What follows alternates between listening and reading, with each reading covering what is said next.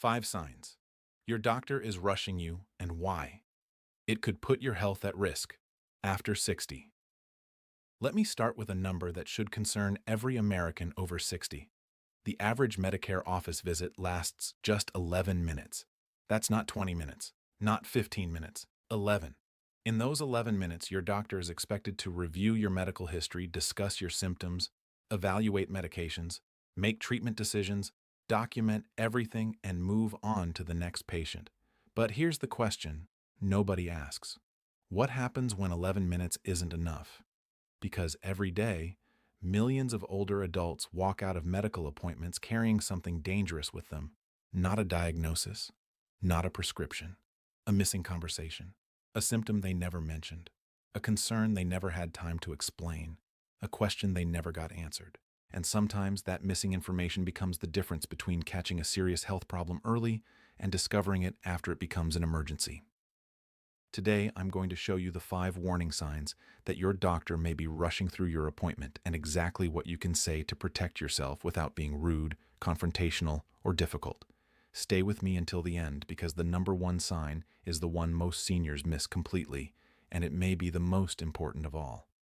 My name is Dr. Thomas, and after years of working with adults over 60, I've learned something surprising. The most dangerous moment in healthcare often isn't the diagnosis.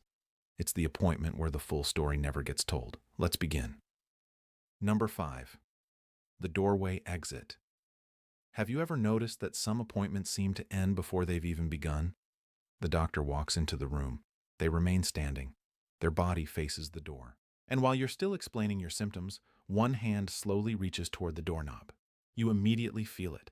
The pressure to hurry, the pressure to summarize, the pressure to stop talking.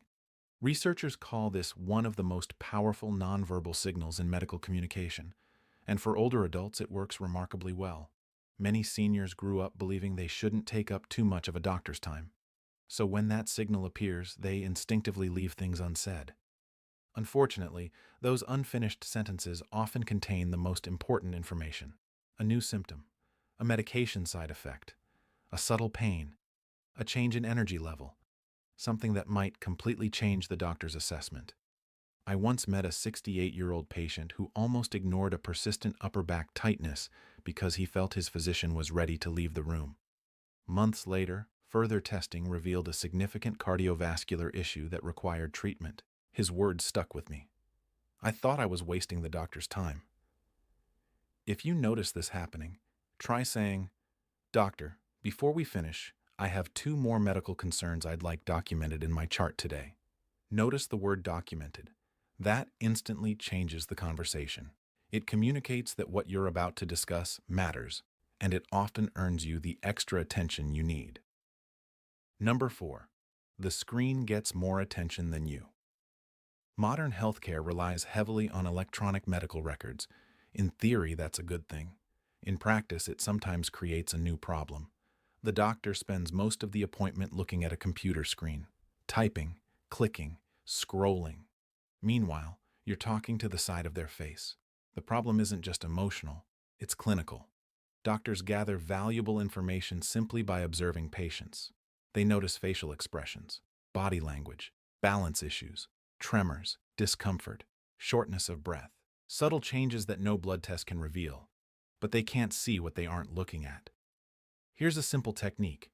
If you've been speaking for a while and haven't received eye contact, pause. Just stop talking. Silence naturally draws attention. When the doctor looks up, calmly say, "I'd like to make sure we're looking at this together." That's not criticism, it's collaboration. And good physicians usually respond very positively. Number 3. You're interrupted before you finish. Research has shown that many physicians interrupt patients within the first few seconds of them describing a concern. Think about that. Before you've even explained the complete picture, the conversation may already be heading toward a conclusion. Now, doctors aren't trying to be rude. They're often trying to save time. But there is a risk, especially after age 60.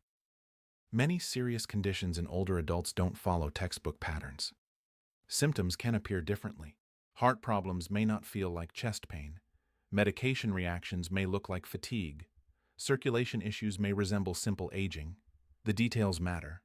And if those details never get spoken, They never become part of the medical decision. When you get interrupted, avoid arguing.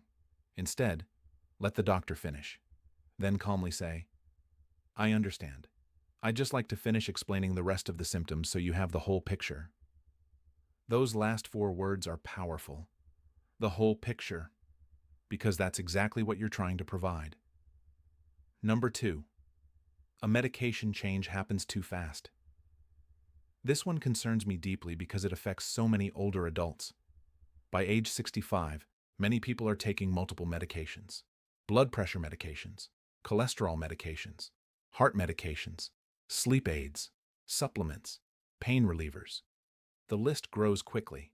When appointments are rushed, medication adjustments can happen in seconds. A dosage changes. A new prescription is added. A pharmacy notification appears later that afternoon. But one critical question often gets skipped: how will this interact with everything else you're taking? Medication interactions remain one of the leading causes of preventable emergency room visits among seniors. And many of those visits begin with a rushed appointment. Before you leave, ask, "What side effects should I watch for, and how does this interact with my current medication list?" Not just your prescriptions, everything, including vitamins, supplements, over-the-counter medications.